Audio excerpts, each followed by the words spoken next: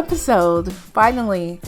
I know it's been a while. I've been, like I said before, I've been really busy, really focused on this new group, Parents of Black Children. So if you don't see much on Woke Mommy Chatter, it's really because my energy and time has really gone to that group and forming that group. And we're an education advocacy group. We're based mostly in Ontario in Canada, but work across the country.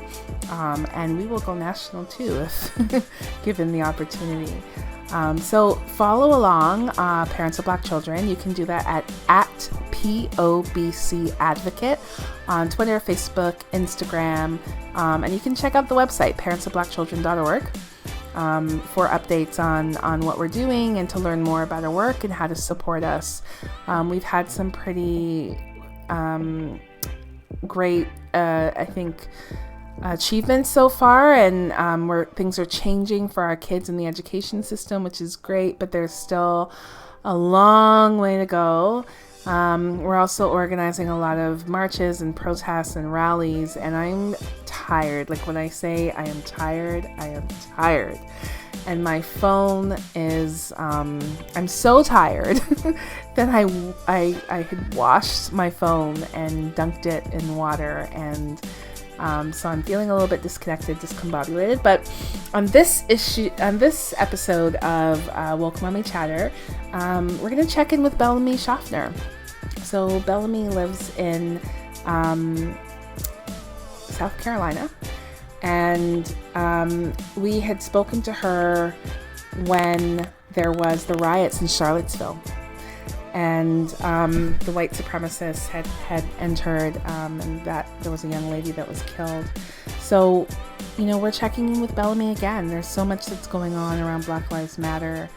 I'm here in Canada, she's in the States, so this is a great chance to really just see what both our experiences are like and how she's doing. So this is a conversation with Bellamy Shoffner.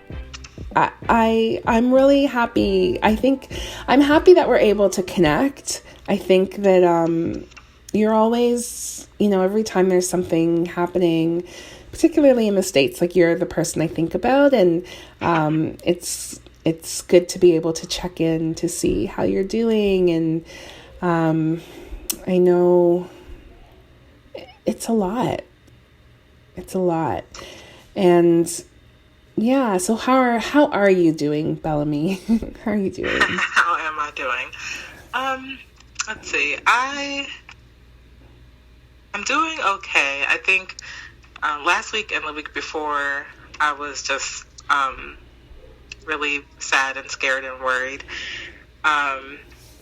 just for the state of everyone and everything. And even, there's, sort of the obvious parts of police brutality and police murders and things like that. And then there's also the added factor of the coronavirus, and you see people that you care about who are protesting, and you just want everybody to be safe. And so I was feeling really overwhelmed by all the different emotions, not to mention my fears for my own kids, but luckily I'm trying to kind of pull myself into the present a little bit more and realize that my children are here and they are safe, and every day is every day that passes I can keep saying that, and that's a good thing, and so that kind of helps level it out some. What's it been like? So we've seen protests ignite across the world, but what's it been like in your city, and what's the reaction been like to George Floyd's death? I think there's obvious outrage. I have a little kind of protective bubble of surrounded by activists, and when I see posts, they're usually the activists and the people that care a lot, and so I can't really speak too much for the other side. I know there are, I have seen a few, back and forth between racists and people who, will never attempt to be anti-racist. but for the most part, I think everyone is extremely upset, saddened. I've had many, many people reach out to me about just, kind of standing in solidarity with me, and all Black moms, really. And there have been protests. I feel like there's a different protest every day. There are bigger protests. I'm in Charlottesville, of course, but there are bigger protests in Richmond. And in Richmond, they're tearing down their statues and throwing them in the lake. So everybody is emphatically against what's going on. And we have a large push to defund the police in general, but specifically the police, the officers that are in schools, the school resource officers. So right now, a lot of the people I know are working on building up support for that type of reform and putting maybe counselors in schools and, people who could actually help the students. Yeah. It's always interesting to me when I talk to people from the States, the similarities that we have here in Canada. So we have school resource officers in our schools too. We call them SCROs. And we need them out. We need them out. And so there have been calls here for the same thing, to defund the police and also to get the SROs out of the schools. And we've seen the same thing. So people are really, there's a lot of activism. There's always been a lot of activism, but the difference is, we're seeing faces that are not Black, actually leaving their house and coming onto the streets with us, right? And I think that's been so, I have to be honest, I have mixed feelings. So part of me is so happy and grateful and, what's the word I'm looking for? Just inspired by the commitment that people are making to actively engage in conversation and to actively engage in civil disobedience and protest. But then, the other thing that's happening, and I don't know if this is happening for you, is that my kids now, the teachers are sending home materials with Black and brown faces and videos that are about inclusion. And, one parent shared with us, the teacher had gone so far as to find a material from the Caribbean to share with kids, I guess, in her search for diversity. And while this is great, it's left me feeling so angry because I thought, are you so all these decades that we've been fighting for visibility in our education system, all these years that my kids have been going to school, the damage that's been done with my daughter who when she started kindergarten, started drawing herself white with blonde hair and blue eyes. I mean, you mean to tell me that all this time, all you had to do was a Google search and you could find... All you could do, right? All you had to do was just a quick Google, just a tiny bit of effort. I too find that especially frustrating. My kids' school, so they're done with school for right now, and their school has always been making an effort. The staff at the school is overwhelmingly white, but their efforts for inclusion in the content that they present, I feel like, is mostly on point. Some of the reading books that they send home, I wish that they would kind of diversify that selection, but otherwise, I think that they tried. While we were doing distance learning, the videos and things that they sent were pretty inclusive. And at the same time, when I see parents now posting, where can I find some books to teach kids about race? Or where can I find some books to show my kids, other people? It's infuriating. Like, what? How do we get to 2020 and you have an entire bookshelf full of just white people? Like, how does that happen? How did you reach that point where you never thought to welcome any other person, like welcome anything else into your home. How does that happen? And the same with teachers. Like, it's disgraceful. If you have gone year after year after year and have not tried to make your content represent the people who are coming into your classroom or represent the world, like it just makes me so mad. I don't understand it. And like, I'm way past, like, here's a book list. I'm way past that. There are a billion book lists. You can find them yourself if you try. And the fact that you haven't even tried shows that you actually don't care at all. So people have got to be past the point where they're like trying to put brown people on their flyers and still looking for book lists. It's actually not even that hard to, you don't even really need a book list at this point. Just like just shop for books and they are there if you don't intentionally exclude people that don't look like you. It just doesn't make any sense. I'm so over it, obviously. Yeah, no, I agree with you. And I think for me, the other thing that I see a lot is parents, you're right, like asking, how can I talk to my kids about race? And that makes me mad too. And I think people will be probably listening thinking, well, why are you mad about that? So the reason it makes me upset is because I think parents are spending, society in general, spending a lot of time talking about kids, but it's not the kids we need to be worried about. Yes. It's them.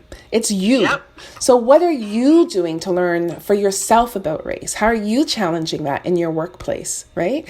How are you, who are you friends with, right? Your kids, their attitudes about race will be informed by you. So no matter what you say to them, you can say whatever you want to them. But if your friendship group is all white, if you have, no connection or understanding or any with people who are not who are black or who are racialized, then it's going to be no different for your kids. So talking to your kids about race is pointless if you don't start with yourself. And I think that's my frustration. And also for those people is really what you need to be doing is have the conversation with your employer.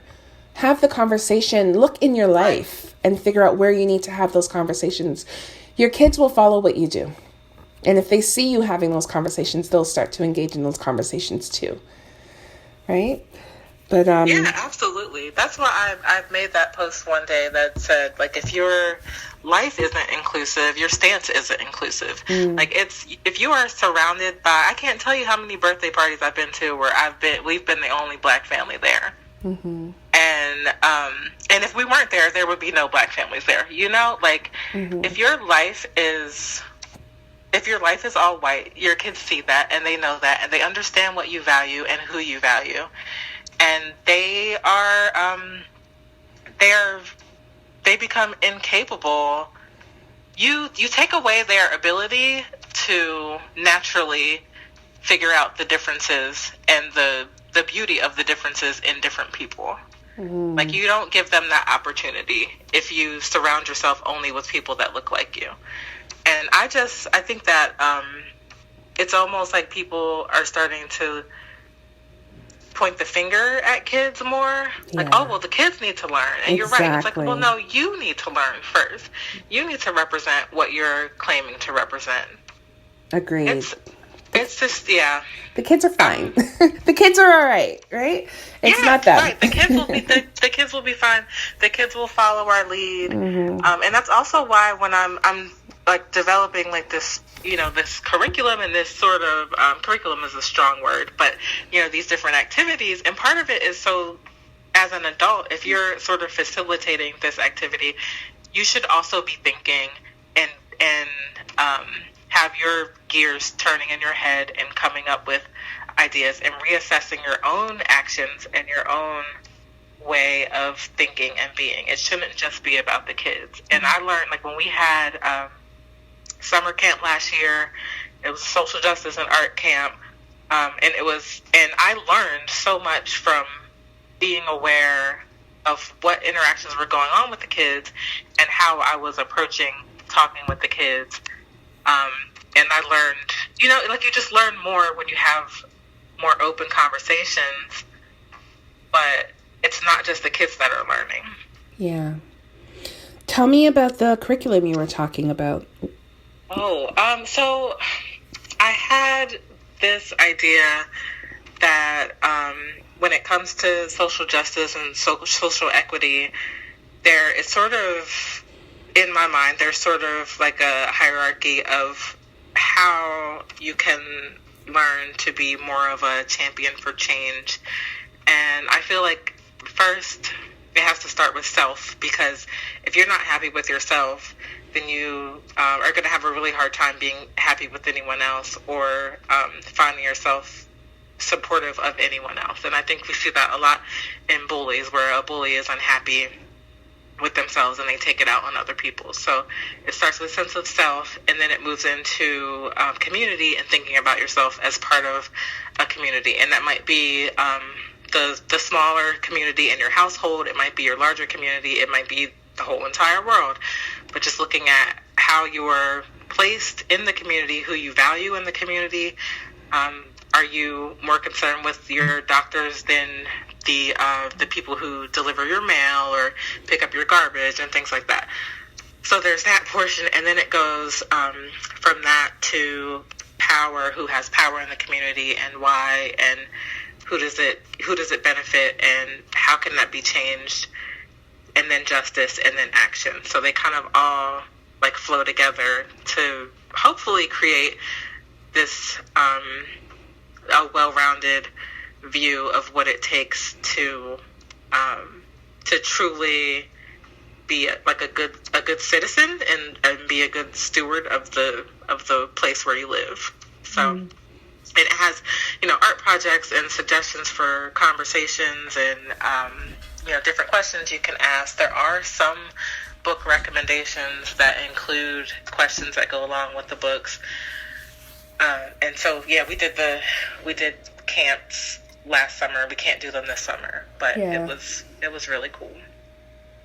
So you said you did camps last summer, but you won't be doing them this summer. How has COVID, impacted your community, and particularly, for the African American community? I think, we've all seen the news around the real impact felt by Black communities. And so what has that meant for you? I continue to be fortunate in my own particular way. Like, even in my misfortunes, I'm fine. My family's fine. We're not struggling. We're not worried. We have a mutual aid group for Charlottesville, and I do see that there are more Black moms looking for resources and looking for help. But I don't know our stats, and I really don't know. I think here I want to say like the microcosm of Charlottesville is very weird, and so there's UVA, and there are professors and doctors, and then there's the people who are still working in stores and things like that, and it's kind of hard to see the in between here. And so I don't actually know. I don't know what's going on, because I know a lot of people have gotten to keep their jobs because they work retail and they're essential workers. Mm-hmm. So I'm just not sure. What's it like there? So here in the greater Toronto area, so we've been pretty much locked down since, I think this is the third month, and we're now in a phase where we're reopening, but I'm in a similar situation. We're all okay. I have frontline workers in my family, so there's been a bit of worry. My mom's a nurse. My husband's a frontline worker. So we've kind of taken protective measures as best we can. But there's been a huge outcry from Black communities here in particular for data collection. And so what's happened is that it was left, we have a premier who is conservative, And, for that, he also said there was no such thing as systemic racism here in Canada. He had to walk that one back real fast. But so data collection, race-based data collection, was never going to be something that he would champion. But the pressure from the community has been so sustained, so loud, and so necessary that a number of regions are now collecting race-based data. And what we do from the data that they have collected, what we have found is that it's consistent with what's happening in the States, which is that Black communities are, and communities that are poor, are more likely and more impacted by COVID than other communities. And I think we know that, right? Like, those are the people who are on the buses. They can't self-isolate and hunker down and stay home in the same way that other communities can. So, we're dealing with that too. I think we're now. I know the state statistics are that I think our COVID, the Black COVID positive percentages are maybe double what the percent of Black people in the population is. Yeah, and we're seeing that everywhere, right? So here in Ontario, where parts of the province are reopening, but in Quebec, a different province, the French part, their numbers were astronomical. They are not collecting race-based data, but what we are hearing from the community is that it's having a devastating impact on Black communities in Quebec. So it's, I think that, COVID combined with what's happening with George Floyd, just, it's really activated a lot of people. I guess that's my question for you is, you're in the States, so this is not what happened to George Floyd has been happening to Black men and women and children for generations. So what do you think was the catalyst here? What was different about this particular murder? Oh, that's such a big question. I think there are a number of things that I think are different. One is I didn't watch the video. I told you that. Neither did I. At some point, but I think the length of the video, the extent, the clarity of the video, the extent to which the people's interactions are shown on the video, as far as the bystanders, the other cops, all of that. I think all of those factors really blew everyone's minds. So one, I think that it is so clear and so undeniable, and from what I can see, from what I can guess and gather, the officer seems so calm. I think that is really striking to everyone. So just the brutality of it is one of the factors. The other, I think, is coronavirus really amplified everything. If you think about any negative things have been amplified by the fact that we are stuck in our houses. We can't get to the people we care about. We haven't been able to have the outlets we normally have. And people have not been able to have the distractions they normally have in the same way. So now everybody is able to hyper-focus, and people have not been as distracted by having to be at work instead of being at protests. So there's that whole factor. And I think, what else do I think? I think also Breonna Taylor and Ahmaud Arbery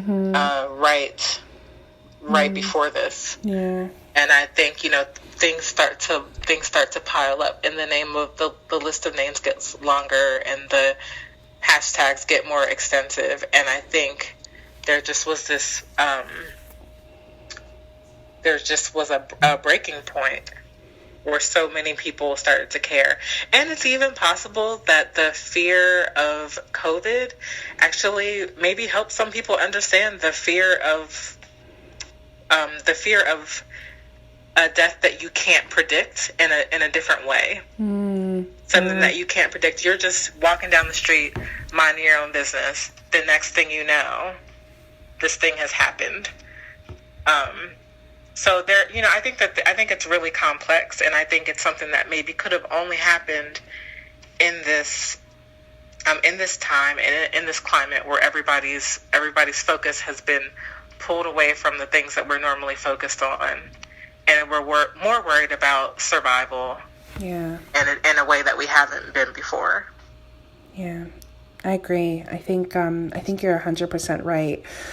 I think also it's the complicity, right? Like you said, like being so clearly able to see how the other officers were complicit, but also the complicity of other racialized communities. So, the owner of the store who called the police in the first place. So I think all of those things just came to a head. And there's no denying what we're seeing or what happened, right? And I think it's really galvanized and ignited. I'm having conversations with, people in the UK, people in Barbados, all over the world about, their protests in Germany, Paris.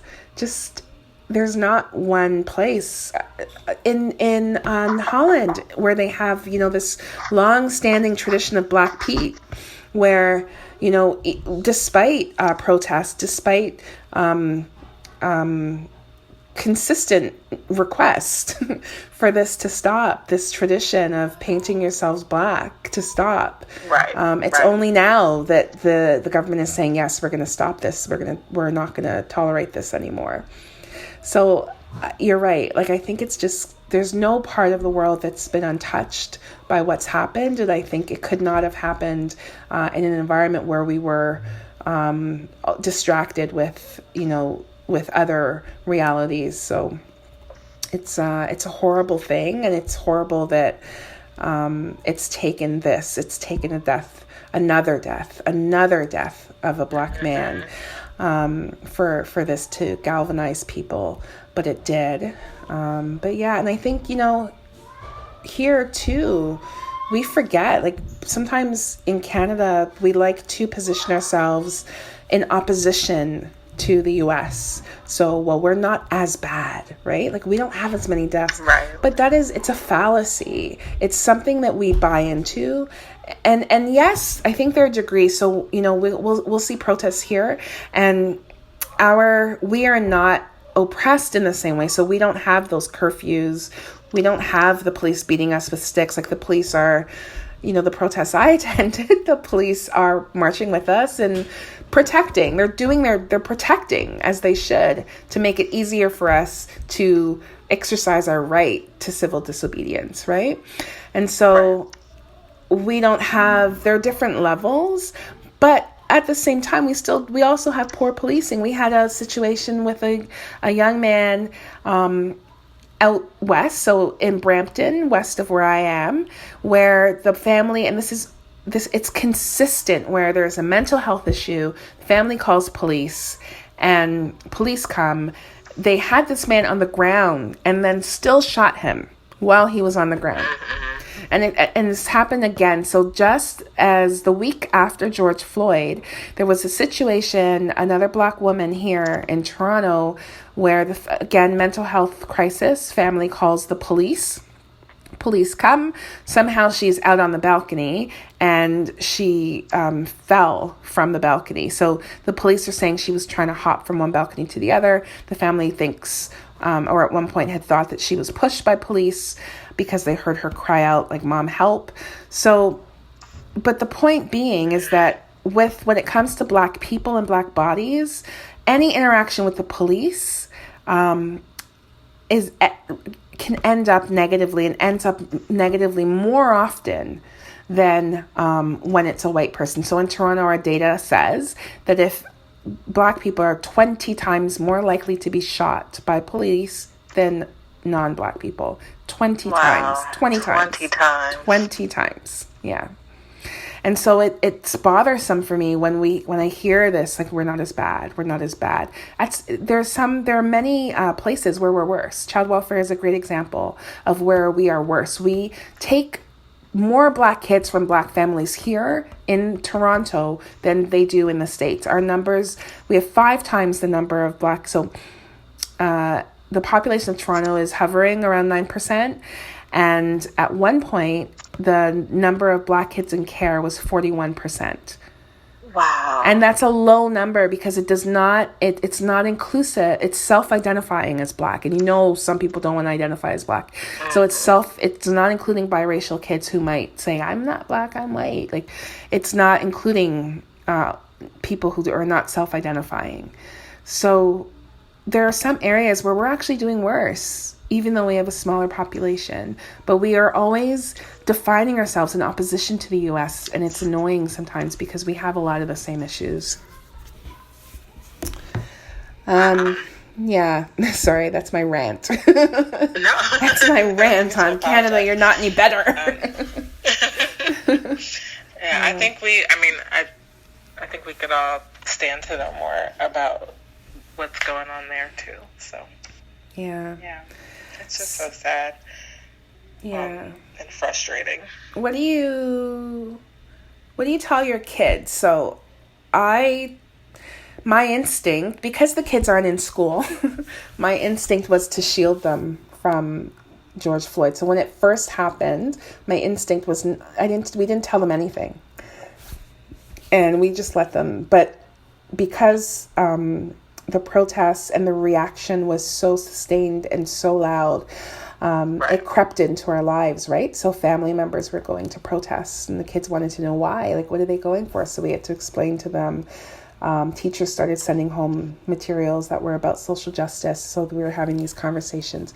So I wasn't able. So we had a conversation. We spoke about it. It bothered my son. Was very upset, and it took him.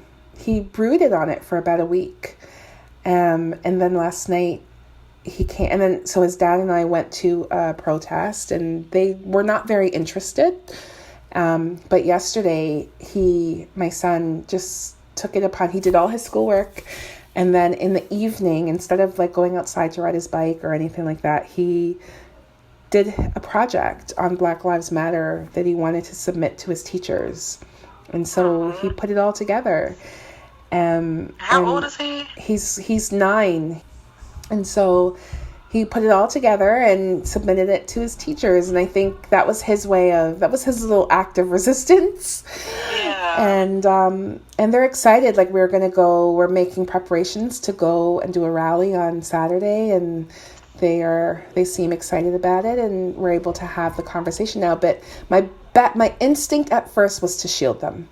But I've realized even at home, I can't do it. But I am grateful that they're not at school, because it means I'm able to filter and also curate and have the conversations that I want to have with them in the right way, as opposed to having, someone impose their thoughts or views that may not be accurate on the kids. Yeah. What's your take on that? Yeah, I think my initial instinct was probably also to not discuss it with them, but I can't really remember I don't even remember what changed and what made me talk to them, but I did. My oldest is almost 9. He's very sensitive, and he's very sensitive, and he's very positive.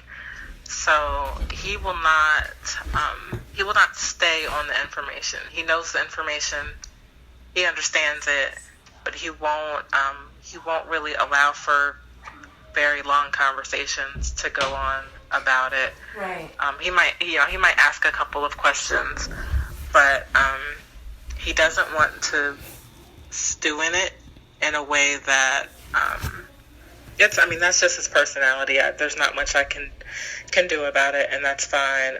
And the younger one, he'll be 6 tomorrow, so he's still little, and he cares, and he's kind of like, oh yeah, Black Lives Matter, obviously, like,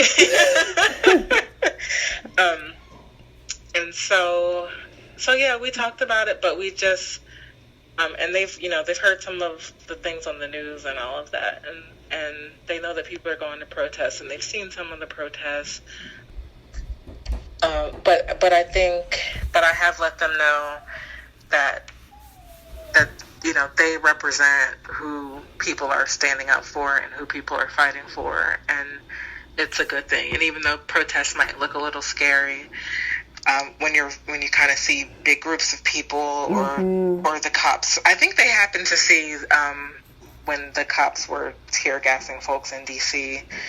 For Trump to do his photo op, and while that looks scary, like it's for a purpose, and it's so we can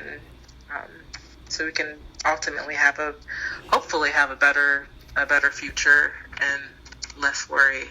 Yeah. About these things in the future. I don't know.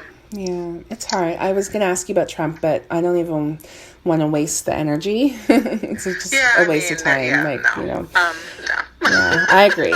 Yeah, let's not go there. It's a waste of space and time. So I guess, I always try and close out these kind of calls, especially with you, about our hope. And so what's happening, like, what do you hope for in the midst of all of this that's happening and the activism that we're seeing and, people having their kind of woke moment? What do you hope the outcome is? My biggest hope is that the activism is sustainable, that the passion is continuous, and that people don't get tired of being mad and of fighting back and of standing up for what everyone knows is right, which is that all humans are humans and all humans deserve to be treated as humans, period. Like, my hope is that it doesn't just die down and then we realize the same thing is still happening. These things are still happening over and over. I hope that every school, every teacher, every organization, every nonprofit, every business, I hope that everybody is taking note and making changes and listening to Black people when they say what needs to be done and what needs to be changed. Like, I hope that what I see with the length that these protests have lasted and the passion behind everyone's upset and the beginning of police reform and all of those things, I hope that with all of those things, that means that this is the actual turning point that many of us have been hoping for, but actually never thought was possible.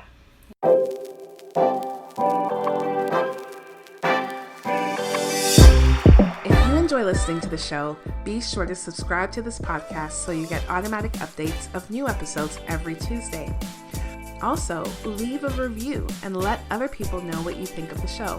Don't forget to follow Woke Mommy Chatter at Woke Mommy on Twitter, on Instagram, and follow along on Facebook at Woke Mommy Chatter. Be sure to visit the Woke Mommy Chatter website at www.wokemommychatter.com to help support the production of the podcast.